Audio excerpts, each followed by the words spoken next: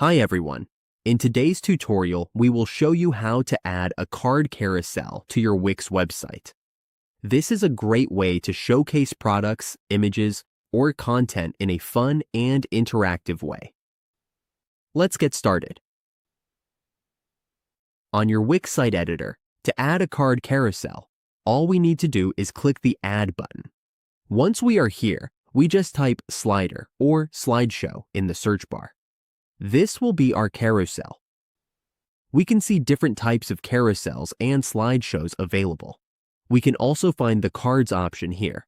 We can see the cards carousel listed. To add it, all we need to do is click on it, just like that.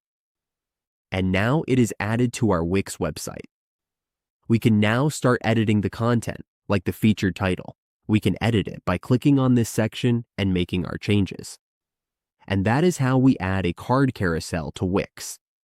With this simple feature, we can make our website more engaging and present our content in a much better way.